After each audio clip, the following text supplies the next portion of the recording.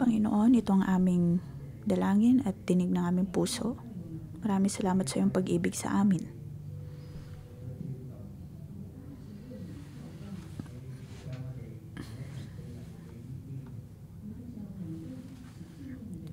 Nais mo kaming makapasok sa iyong lupang pangako kasama ka at maranasan ang iyong pag-ibig. Banal na Espiritu, naway pagpalain mo kami ngayong umaga at ngayong araw at maging sa aming pagbabasa sa libro ng mga bilang. Nakikita namin ang iyong pag-ibig para sa Israel. Ikaw ang Diyos. Ikaw ang nagmamahal.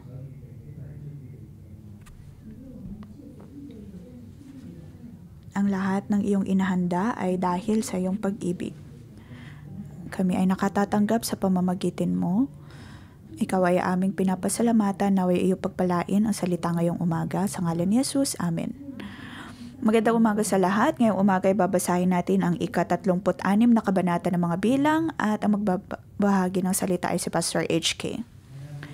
Ang kabanatang ito ay mukhang pamilyar dahil tila nabasa natin ito sa mga nakaraang kabanata na.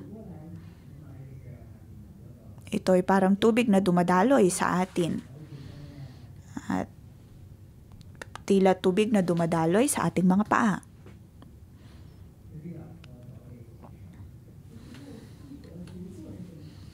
Minsan ay hindi na natin maunawaan o matandaan kung ano ba ang ating mga binabasa. Ngunit ngayong umaga, ang kabanatang ito ay napakaganda.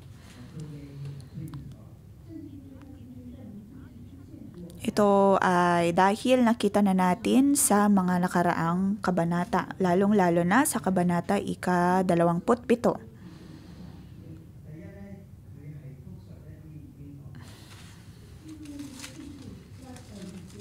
Na bigyang buod kung ano ang nabanggit sa nakaraang mga kabanata. At ang kabanata ika-36 ay tila konklusyon. Ito ay ang konklusyon ng libro ng mga bilang. Paano nito binibigyang katapusan ng buong libro?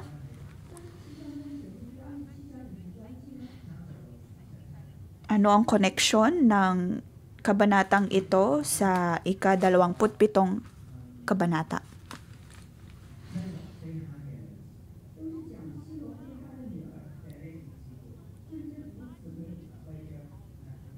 Ang mga kabanatang ito ay parehong tungkol sa mga anak ni Zelophehad, mga anak na babae ni Zelophehad. Kung matatandaan natin ay humingi sila ng request para sa lupain ng kanilang ama dahil ang kanilang ama ay walang anak na lalaki.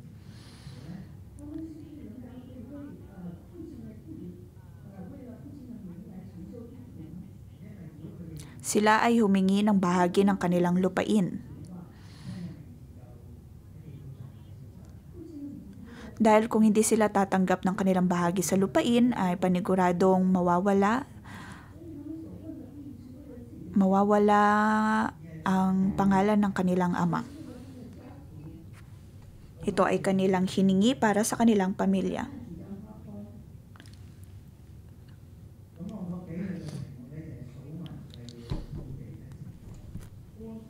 Pamagat natin para sa ngayong umaga ay ang pagbibilang ay para makapag-angkin ng mga pag-aari.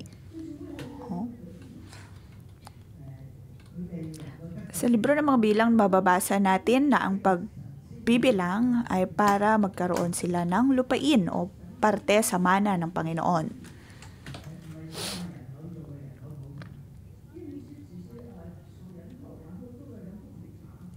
Ang pagbibilang ay hindi lamang para sa census, kundi para rin sa pag-aayos ng kanilang bahagi o mana.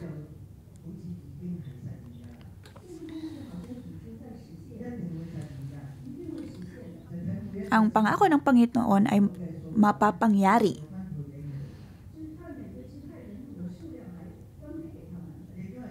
At ang lupain ay nagbabahagi sa bawat tribo ayon sa kanilang bilang.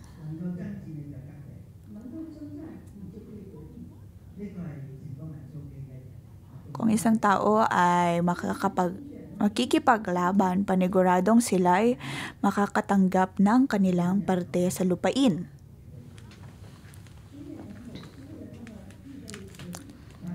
Ang pagbibilang ay bilang paghahanda sa kanilang pagtanggap ng mana. Ngunit kung mapapansin natin, kanila lamang binibilang ang mga kalalakihan.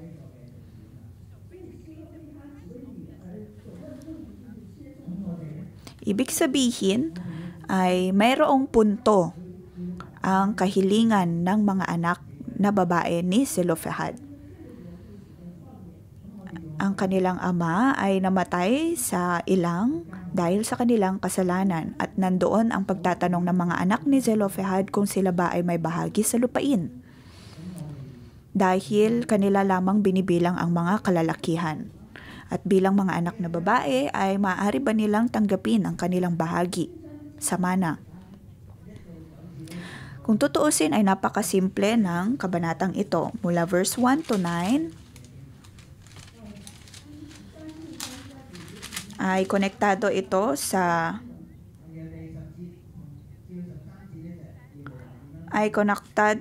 verse 1 to 7 ng chapter 27. At ang verse 10 to 13 naman ay mababasa natin ang kasagutan ng Panginoon kung paano nga ba mabubuhay ang mga babaeng anak na babae ni Zelophehad.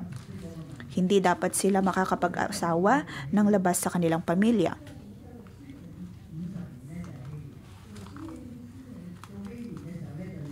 Ang Jubilee ay 70 taon. At sa tuwing Jubilee ay kailangan nilang magbilang uli ng mga tao. At kung ang mga anak ni Zelophehad ay mag-aasawa ng labas sa kanilang pamilya,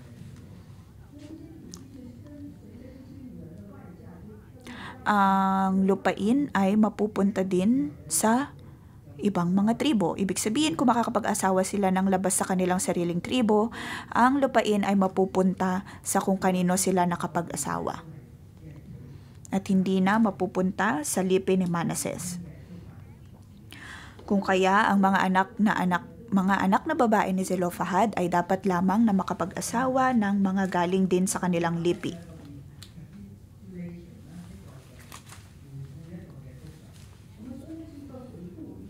Ang kabanatang ito ay konklusyon ng libro ng mga bilang.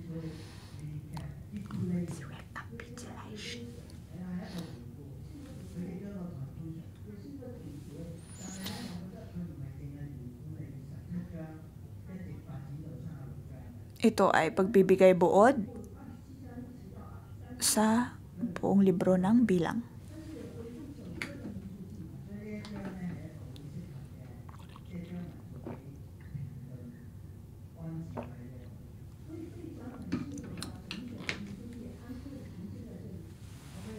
Ang kabanatang ito ay isang napakagandang paraan upang magbigay konklusyon sa libro ng mga bilang.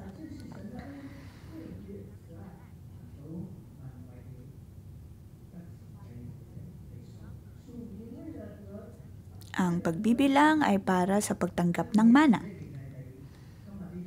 Yun po ang pamagat para sa kabanata ngayong umaga. Sa verse 13,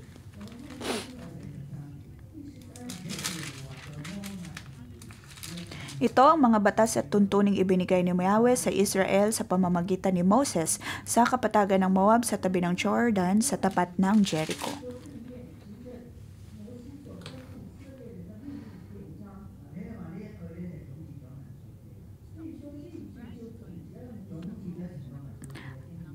Ang bersikulong ito ay ang siyang konklusyon ng libro ng mga bilang.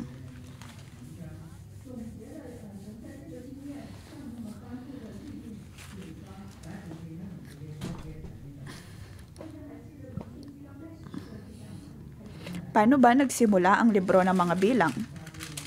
Ito ay unang naganap sa paanan ng Sinai, kung saan Binigyan sila ng tuntunin ng Panginoon kung paano nga ba nila itatayo ang kanilang mga kampo.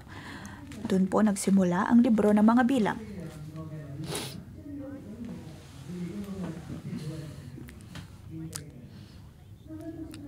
Ang mga anak na babae ni Zelofehad ay may dunong at mapagpakumbaba.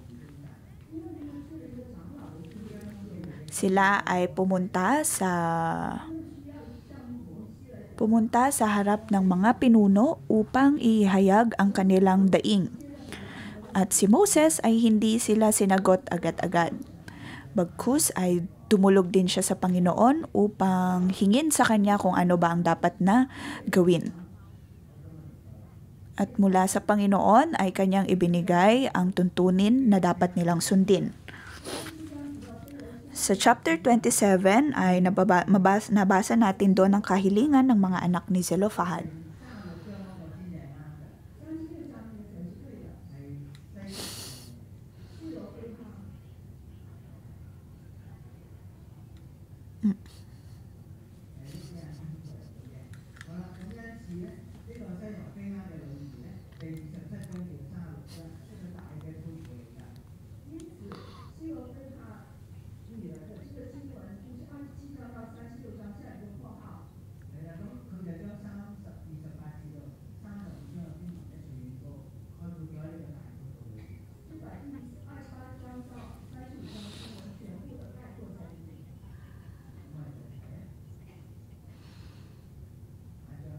Makikita natin dito ang koneksyon ng Kabanata 27 at Kabanata 36.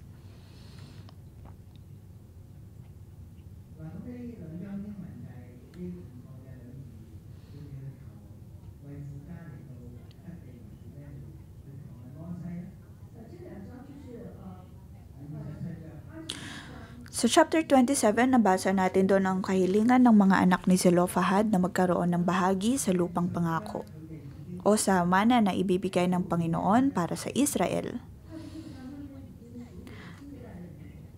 At sa chapter 26 ay kanilang binilang ang panibagong henerasyon at sila'y naghahanda para sa laban.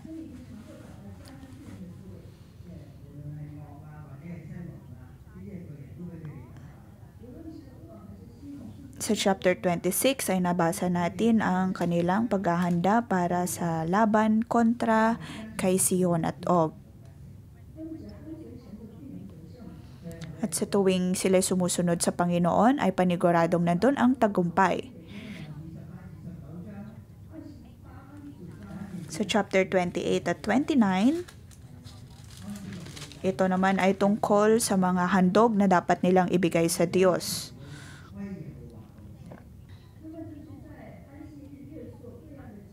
Ang lahat ng ito ay dapat na ihandog sa Diyos at dapat silang maging dalisay at banal sa harap ng Diyos.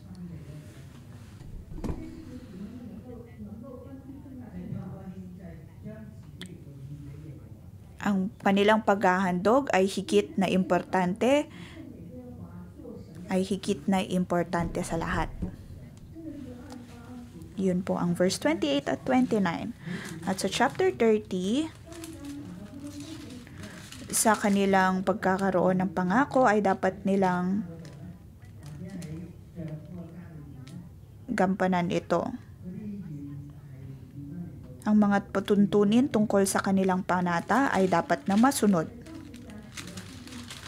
Nabanggit dito kung kailan ba dapat na maisakatuparan ang kanilang panata at kailan hindi. Nais ng Panginoon na sila ay maging matapat na tao. At sa chapter 31 ay tungkol naman sa kanilang pakikipagdigma laban sa Midianita at nakita natin kung paano nila ito na ipanalo.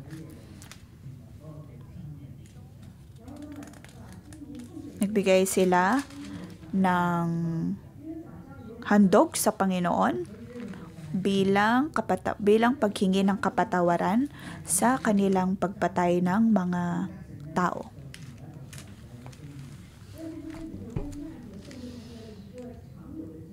At matapos nito ay sunod-sunod na ang tagumpay ng Israel. At ngayon sa chapter 30 at pagdating sa chapter 32, nabasa natin kung paanong ang 2.5 tribo ng Israel ay nanatili sa silangang balagi ng Jordan.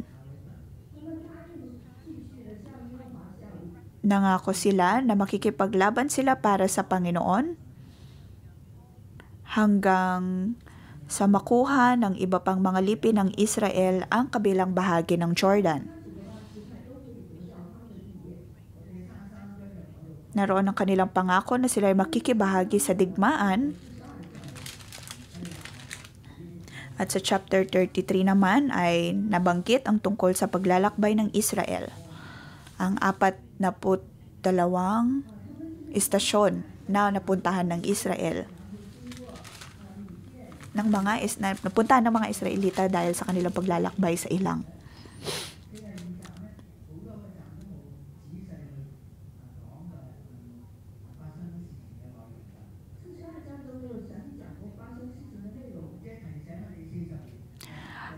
Ang mga istasyon na ito ay hindi masyadong nabigyan ng gaanong detalye. Ngunit naroon ang pagbibigay diin na kung gaano kaimportante ang pagkakaroon ng pananampalataya. Sa chapter na ito, nakita natin kung paanong naalala ng Panginoon ang kanilang pagrereklamo.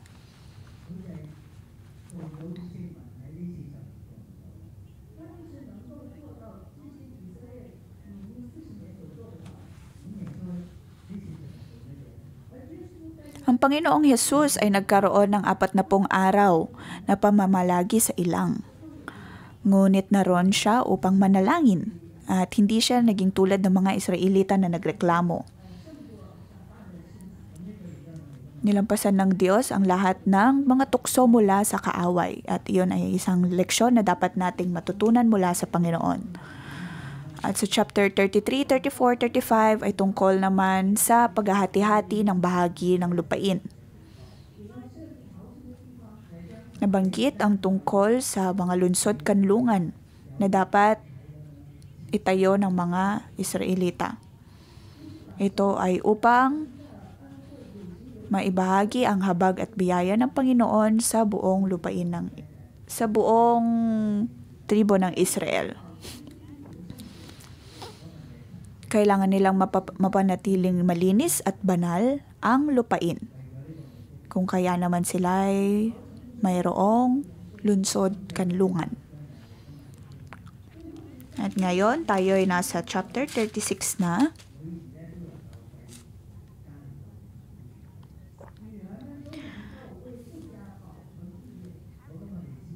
Maging ang mga anak na babae ay mayroong parte o mayroong matatanggap sa mana ng Panginoon.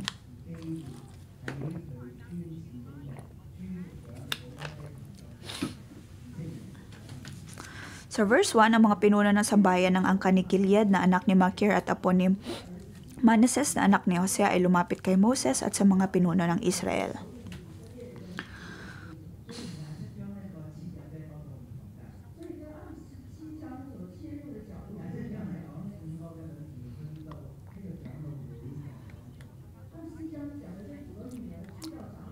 Sa chapter 27, ang nabasa lang natin ay ang pagdulog ng mga anak ni Zelophehad sa mga pinuno. Ngunit ngayon, ang mga pinuno ng sambahayan ng angkan ni Gilead naman ang siyang pumunta kay Moses.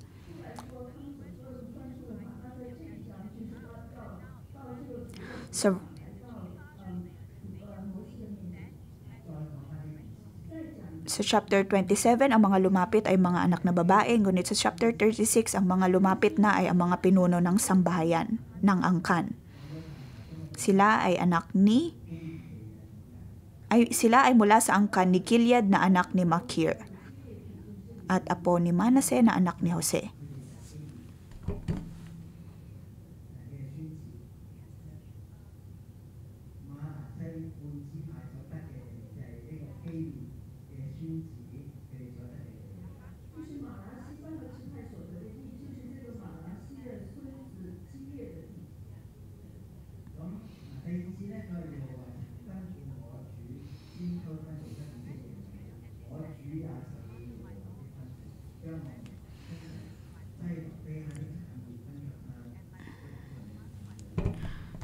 Sa verse 2, sinabi nila, iniutos sa inyo ni Yahweh na ipamahagi ang lupain sa pamamagitan ng palabunutan. Iniutos din po na ang bahagi ng kapatid namin si Zelophehad ay ibigay sa mga anak niyang babae.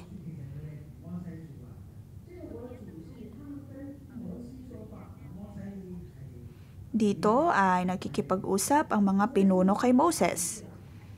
Si Moses ay matanda na at naroon ang kanilang respeto sa kanya. Kanilang pinaalala ang nabanggit ng Panginoon tungkol sa usaping ito.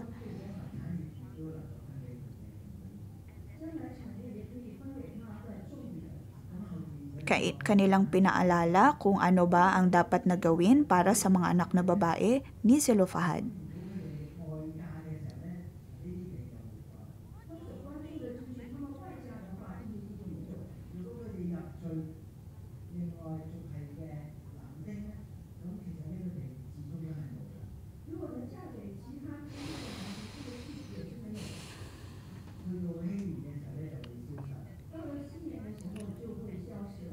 Sa verse 3 ay kanila ding idinulog ang isyo na kung ang mapapangasawa nila ay mula sa ibang lipi, ang bahagi nila ay mapupunta sa liping iyon, kaya't mababawasan ang bahagi ng kanilang lipi. At sa verse 5, dahil dito sinabi ni Moses sa mga Israelita, tamang sinabi ng mga apo ni Jose,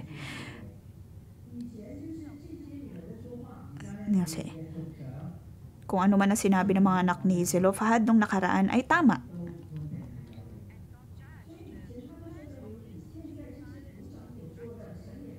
At naroon ang pag-approve ng Panginoon sa kung anumang sinasabi ng pinuno ng sambahayan ng angkan ni Gilead. Sa kanilang pagbabahagi ng mana ay dapat din nilang matanggap ang bahagi ng kanilang ama. Kailangan nilang mapanatili ang kanilang bahagi.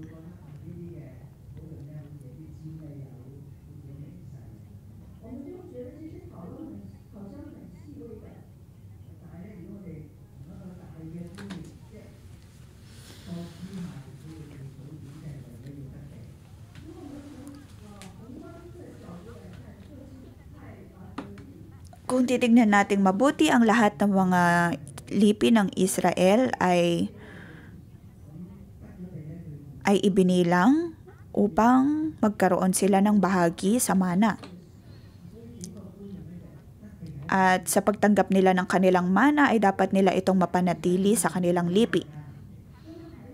Ang ideya ay para sila ay magkaroon ng parte sa mana ng Panginoon.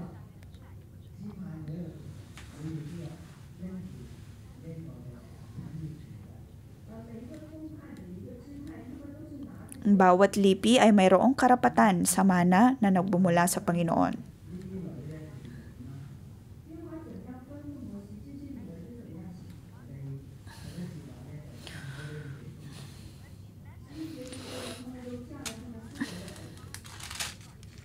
Sa verse 11, ang mga anak na babae ni Zelophehad ay nag-asawa ng mga lalaking mula rin sa kanilang angkan.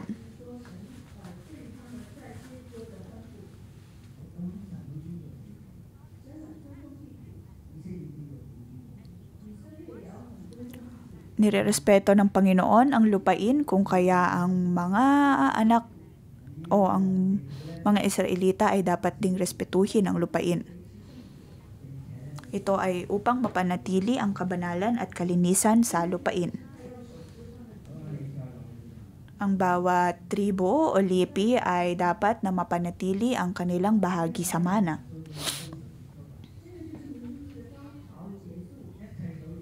Dito po natatapos ang libro ng mga bilang.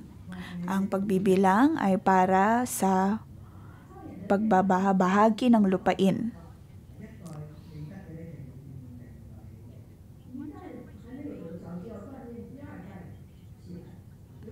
Kung ang unang henerasyon ay nagkaroon ng kakulangan, kung kaya hindi nila matanggap ang pangako ng Panginoon, nararapat lamang na tumindig at maisaayos ito ng susunod na henerasyon.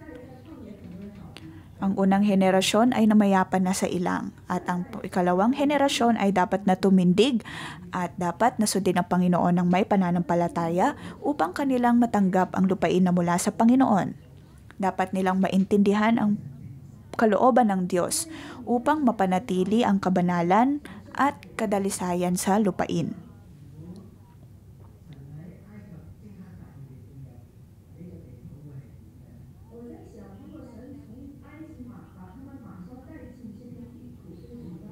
Ano kaya ang mangyayari kung dumiretso na lamang sila sa lupang pangako na wala man lang silang susuungin na mga temptasyon o kaya tukso? Ang mangyayari ay maisasawalang bahala lamang nila ang kabutihan ng Diyos.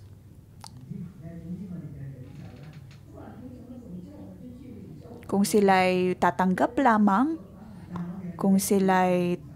lamang at papasok lamang sa lupang pangako, paniguradong maisasawalang bahala lamang nila ito.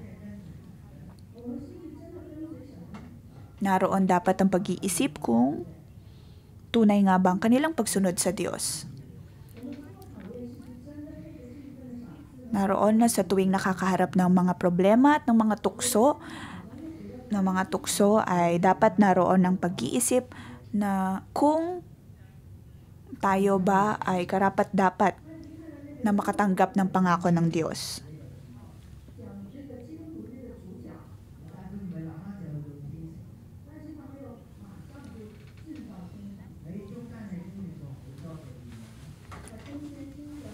Kung matatandaan natin maging sa Pilgrim's Progress, ang mga tauhan doon ay kailangang makaranas ng mga tukso at ng mga pagsubok bago makapasok sa lupang pangako o bago makapasok sa kaharian.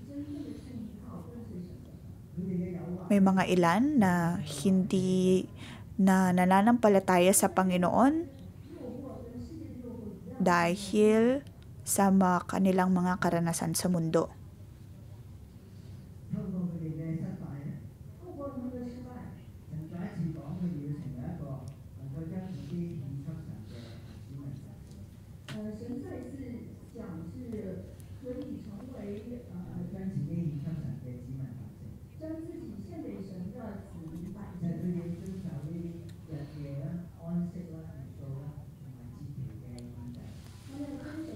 Sa libro ng mga bilang, nabasa din natin kung paano at ano ba ang mga dapat nilang ihandog sa Panginoon upang mapanatili ang kanilang relasyon sa Kanya.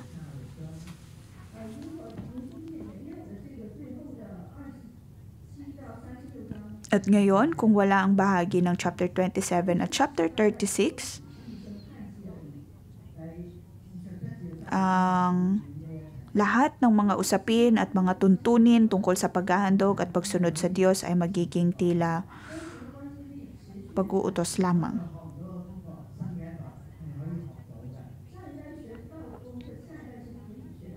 Ngunit dito dapat na matandaan na ang lahat ng ito ay para mapanatili ang relasyon sa Panginoon. Kung matatandaan din natin, ang naunang henerasyon ay nagkulang sa kanilang pagsunod sa Diyos kung kaya sila hindi nagtagumpay.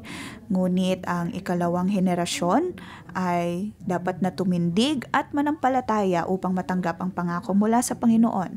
Ang lahat ng pangako ng Panginoon ay paniguradong mapapangyari sa tamang panahon. Kung sakali mang makaranas tayo ng problema papunta sa mga pangakong ito ay dahil tayo ang may problema. Tayo ang may kahirapan sa pagsunod. Yun ay dahil wala tayong sapat na pananampalataya.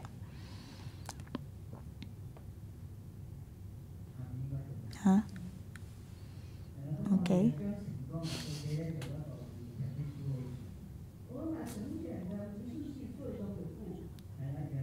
Nais po nating tignan ang buod ng libro ng mga bilang. Verse 1 to 10, chapter 1 to 10, ang presensya ng Panginoon, ang tabernakulo ng Panginoon ay nasa kampo ng mga Israelita. 11 to 25 ay tungkol sa kanilang mga pagsubok na pinagdaanan habang sila'y nagpaikot-ikot sa ilang. Sa 40 taon ay sinubok sila sa ilang. Sa 26 ay naroon ang muling pagbibilang. Sila ay nasa lupain ng Moab sa mga panahon na iyon at sila ay papasok na sa lupang pangako. Ito ay naging tila training ground sa kanilang pagpasok sa lupang pangako. Naroon na ang kanilang pagpasok sa lupang pangako.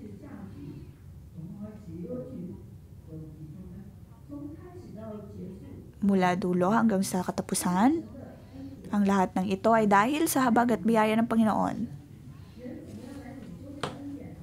Ngunit paano nga ba makakatanggap ang tao ng ganitong habag at biyaya mula sa Panginoon?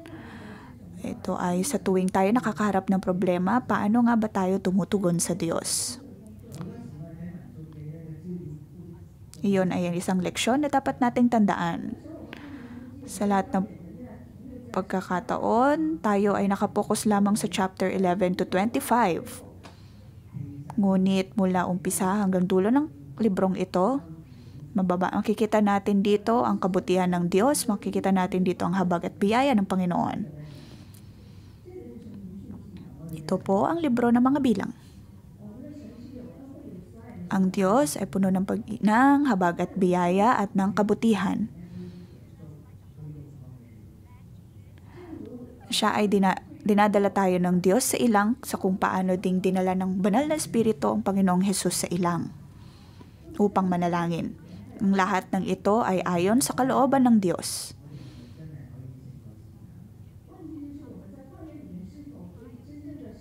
Ang tanong ay kung kaya ba nating malampasan ang bawat tukso na ating mahaharap sa ilang at kung kaya ba nating magpatuloy sa pagsunod sa Diyos at nang matanggap din natin ang habag at biyaya ng Panginoon at mapagpatuloy din ang ating pagtitiwala sa Kanya.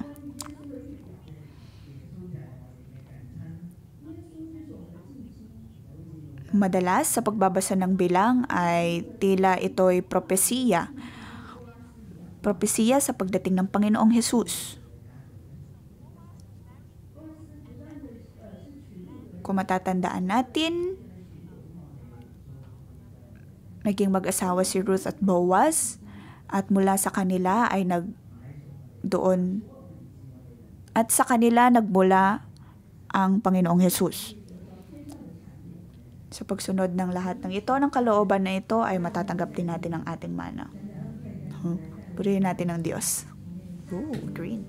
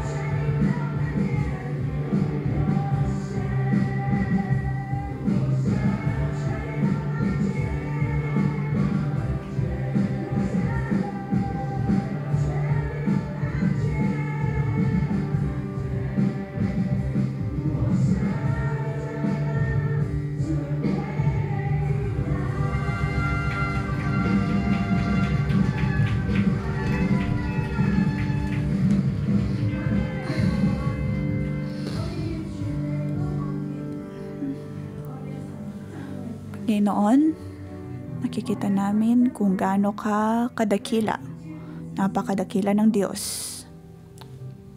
Siya ang pinakabanal sa lahat. Lahat ng bayan ay nakikita ang iyong kabutihan at ang iyong kabanalan. Panginoon, pinupuri ka namin at pinapasalamatan. Salamat sa iyong pag-ibig. Salamat sa iyong habag at kabutihan na siyang sumusunod sa amin, sa aming buhay. Ang iyong pag-ibig ay laging kasama namin. Kami nagpapasalamat na aming nababasa ang librong ito at maging sa aming pagharap sa aming problema ay naroon ang iyong protection at tinutulungan mo kaming tumindig. Aking inimbatahan ang bawat nating mga kapatid pagdating sa ating mga problema, naway tulungan tayo ng Diyos. Naway gamitin ng Diyos ang salita niya, tayo'y makapasok sa kanyang proteksyon at ating malampasan ang lahat ng bagay ng may kapayapaan.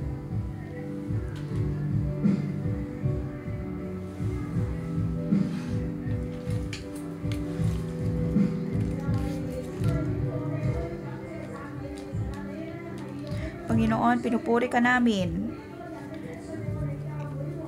Ginagamit mo ang iyong salita upang kami tulungan.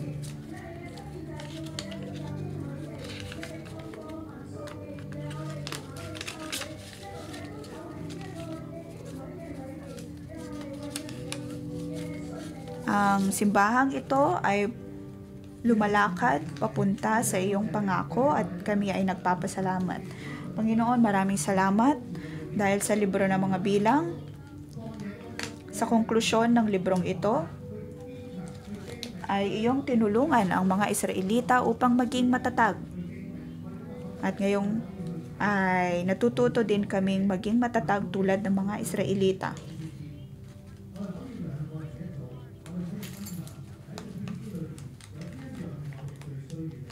Nais po nating basahin ang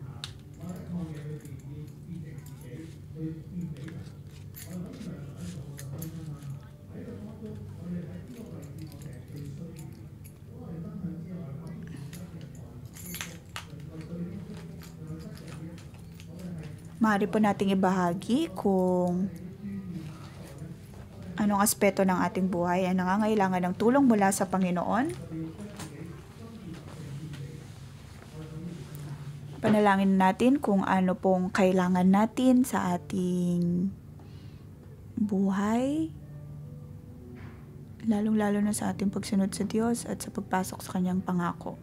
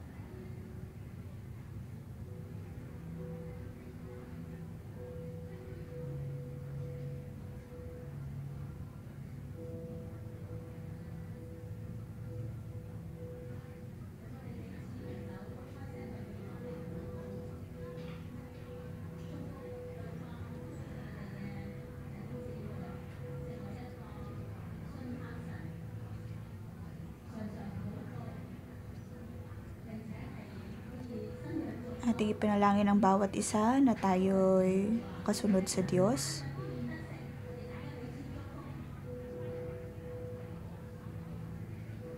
Panalangin natin ang bawat isa.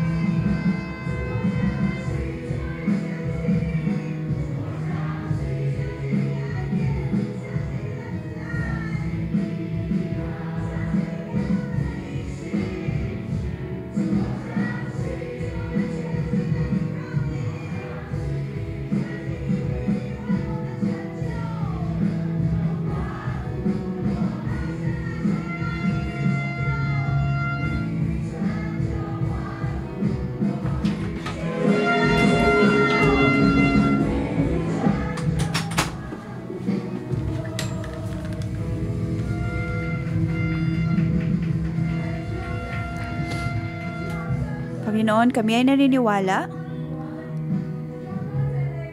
na iyong isasakatuparan ang iyong kalooban para sa aking buhay. Panginoon, maraming salamat na sa pamamagitan ng iyong abat at biyaya na kami nakakapagpagal sa ilang. Sa mga panahong kami ay nasa ilang at kami nakakaharap ng mga problema, kami ay maaaring umasa at magtiwala sa iyo. Sa mga panahon ngayon ay naroon ang aming mas maayos na relasyon sa iyo. Hindi na kami natatakot, hindi magagambala. At naroon na maaari ka naming sundin ng may pananampalataya. Panginoon, maraming salamat dahil binibigyan mo kami ng leksyon sa pamamagitan ng libro ng Bilang. At kami iyong pinapaalalahanan na dapat naming tandaan o isabuhay ang kabanalan at kalinisan. At naroon ang iyong pangako para sa amin na maaari din naming maipasa sa henerasyon na susunod sa amin. Atin pong tanggapin ang mana mula sa Panginoon. Una ay nais po naming pagpalain ang mga kapatid po natin na hindi pa na o-ordain bilang cell leader. kung nais po natin magkaroon ng asawa. Una ay iniimbitahan po natin ang ating mga coworkers na magpunta sa stage.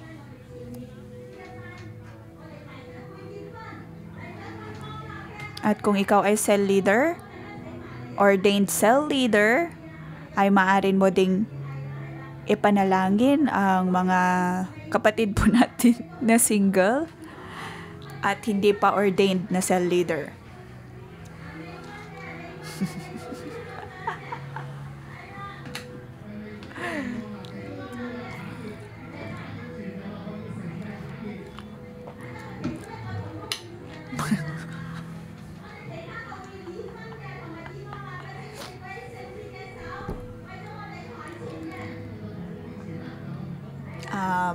Kanila pong pinapanalangin mga kapatid po natin na single, na nais na makapag-asawa at nais din na maging ordained cell leader.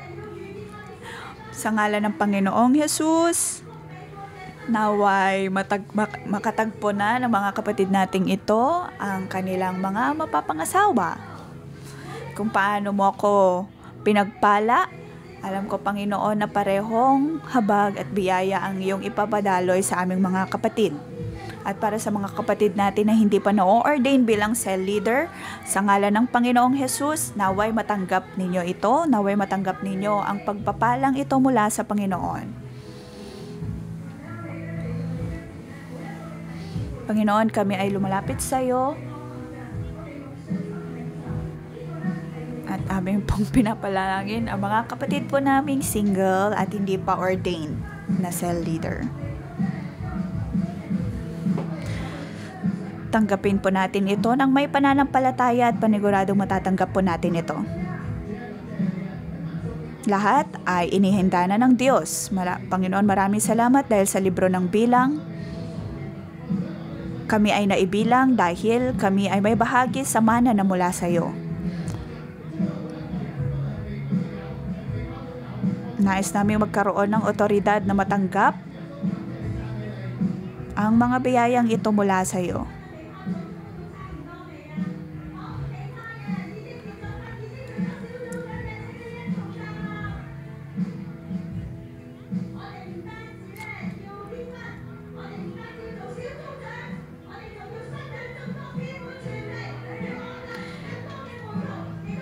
Hindi lamang tayo magiging cell leader, kundi makakatanggap din ng mas marami pang biyaya sa Panginoon at espiritual na anak mula sa Panginoon.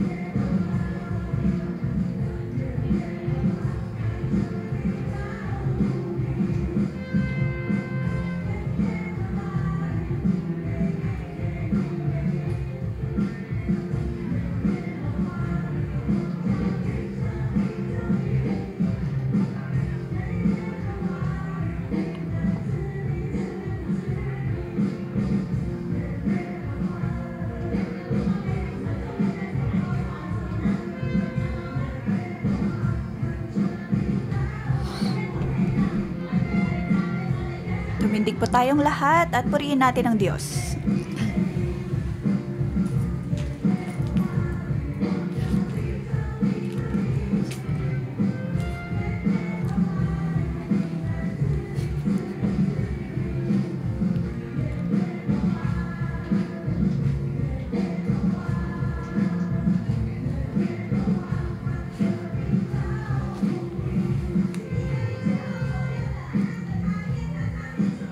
Sabihin po natin sa bawat isa, atin pong pagpalain ang bawat isa.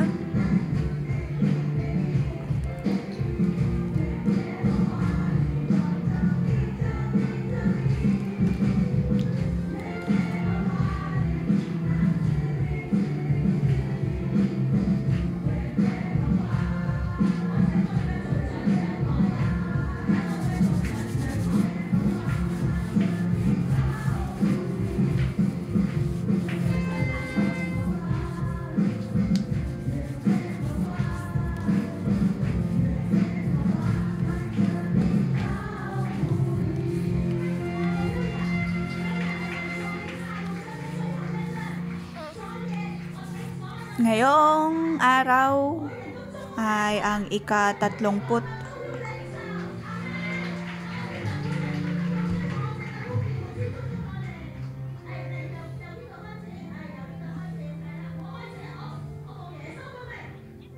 sa ngalan ng Panginoong Hesus, sa lahat ng iyong binibigay sa amin, Panginoon. Alam ko pong ang bawat isa ay magkakaroon din ng kasiyahan sa kanilang buhay asawa. Sa ngalan ng Panginoon, ay aking pinagpapala ang lahat na maging mapagpala at magkaroon ng masayang pag-aasawa.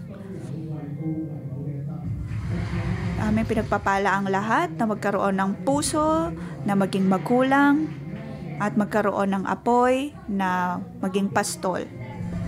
Aking pinapala ang lahat na maging malago. Aking ipinapalangin ang bawat kapatid nating babae na maging 360 degrees na mabuting partner, asawa. Sa ating pagbabasa ng Biblia, naway lumago pa ang ating espiritual na buhay at naway samahan kayo lagi ng salita ng Panginoon. Aking pinapanalangin at pinagpapala ang lahat ng ating pamilya ay makakatanggap ng mana mula sa Panginoon. Naway mapagpala ang inyong pamilya at makita nila ang Panginoon at makilala nila ang Panginoon. Ang pagpapalang aking natanggap ay naway matanggap nyo rin.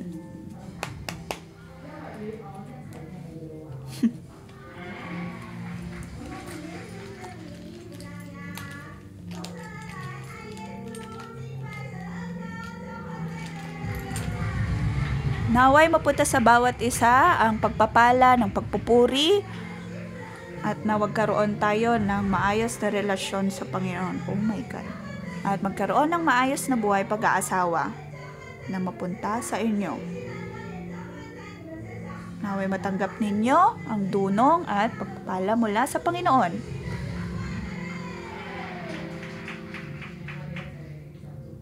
Tanggapin po natin ang pagpapala mula sa Panginoon. Sa ngalan ng Panginoong Hesus ay aking pinagpapala ang lahat. Tulungan mo kaming mag-focus lamang sa iyo at ang lahat naming makita ang iyong kalooban. Ang puso namin ay maging ayon din sa iyong kalooban, tulad ng mga anak ni Zelofehad.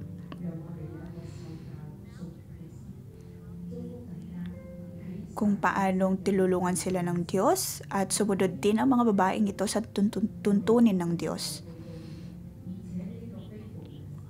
Naway maging matapat din tayo sa pagsunod sa Panginoon at ang pagsunod na ito ay maipasa din sa mga susunod pang henerasyon. Naway umayon tayo sa kalooban ng Diyos at ang presensya niya ay manahan sa atin sa pangalan ni Jesus. Amen. Dito po nagtatapos ang ating pang-umagang debosyon. Magandang umaga. Happy anniversary!